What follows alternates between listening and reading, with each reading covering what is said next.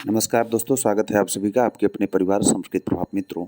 उत्तर प्रदेश माध्यमिक शिक्षा सेवा चयन बोर्ड पर तमाम प्रतियोगी शिक्षकों की निगाहें लटकी हुई हैं।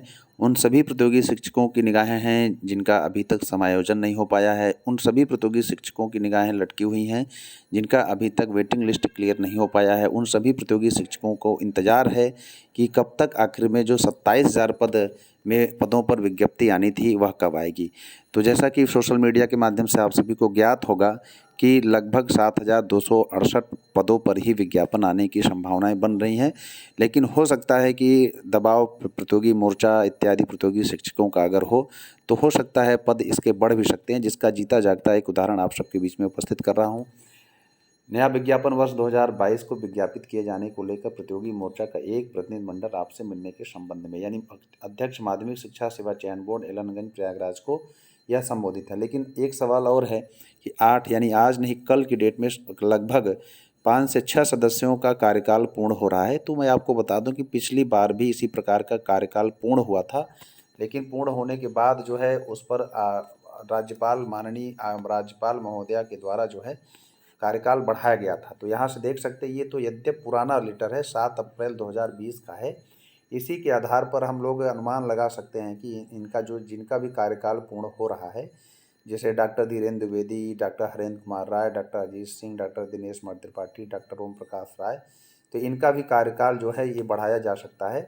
तो ये लेटर मेरे ख्याल से पुराना है और चूँकि 2022 लगा हुआ है तो निश्चित रूप से यहाँ देख सकते हैं 7 अप्रैल 2018 द्वारा सदस्य उत्तर प्रदेश माध्यमिक शिक्षा सेवा चयन बोर्ड प्रयागराज के पद पर नियुक्त व्यक्तियों में से दिनांक 8/4/2020 को अपना प्रथम कार्यकाल पूर्ण करने वाले निम्नलिखित व्यक्तियों को उत्तर प्रदेश माध्यमिक शिक्षा सेवा चयन बोर्ड की अधिनियम की धारा 5 की उपधारा 2 के अधीन शक्ति का प्रयोग करते हुए इसी शक्ति के अंतर्गत यानी इसी धारा के शक्ति के अंतर्गत प्रयोग करते हुए इनका कार्यकाल हो सकता है सरकार बढ़ा दे। और अगर नहीं भी बढ़ाएंगे हो सकता है दूसरे सदस्यों को मौका मिले, तो फिर उसमें भी ज़्यादा समय नहीं लग सकता क्योंकि सरकार का लक्ष्य है। यहाँ आप देख सकते हैं प्रतियोगी मोर्चा ने अध्यक्ष महोदय को एक लेटर लिखा है, वो भी 27,000 पदों पर विज्ञापन निकालने की बात कही है।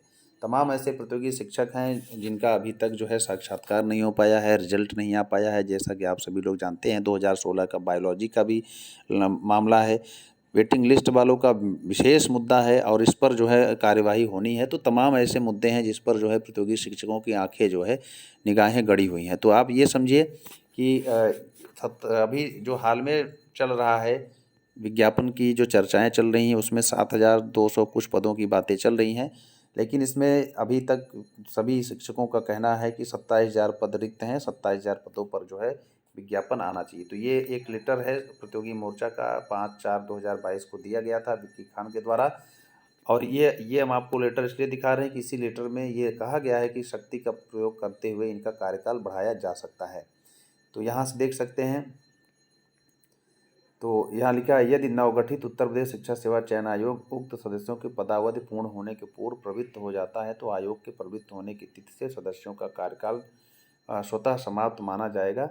यानी इसमें ये भी बातें लिखी हुई हैं। तो निश्चित रूप से बोर्ड का गठन जो है अब देखिए इसमें दूसरी खबर है 30 मार्च को राज्यसभा में सवाल का जवाब देते हुए केंद्रीय शिक्षा मंत्री धर्मेंद्र प्रधान ने कहा था कि यूजीसी प्रोफेसर ऑफ प्रैक्टिस के पदों के सृजन के संभावनाएं तलाश रही है। साथ ही विश्वविद्यालय के स्वीकृत पदों को प्रभावित किए बिना इस पद के सृजन की संभावना का पता लगाया जा रहा है। इस पहल से उच्च शैक्षणिक संस्थानों और उद्योग के बीच के अंतराल को दूर करने में मदद मिलेगी। साथ ही पाठ्यक्रम समृद्ध होगा और छात्रों को रोजगार में मदद मिलेगी। इस तरह के प्रावधान आईआईटी में पहले से मौजूद है। यहाँ से भी दूसरी खबर है विश्वविद्यालय और डिग्री कॉलेजों में प्रोफेसर ऑफ प्रैक्टिस के पद पर नियुक्ति के लिए पीएचडी या नेट की अनिवार्यता खत्म हो सकती है।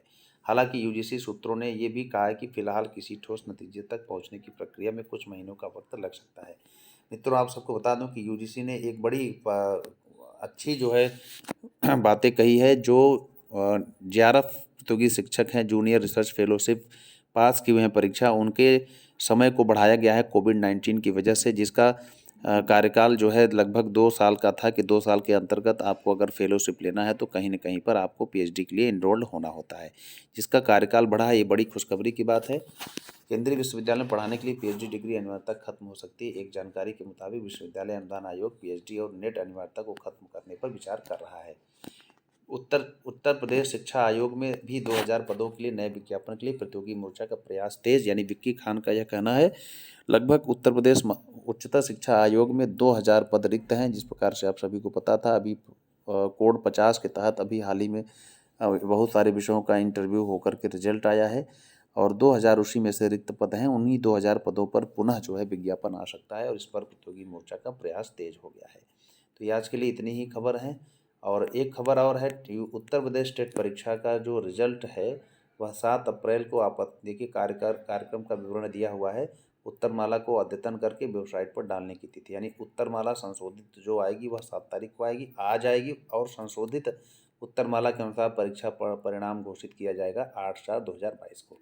तो इस वीडियो को आप लोग ज़्यादा से ज़्यादा लोगों तक शेयर करें और जो भी साथी चैनल पर नए होंगे चैनल को सब्सक्राइब कर लेंगे, बेल आइकन को प्रेस कर देंगे ताकि नोटिफिकेशन के माध्यम से आप तक महत्वपूर्ण सूचनाएं पहुंचती रहें। आज के लिए इतना ही, धन्यवाद।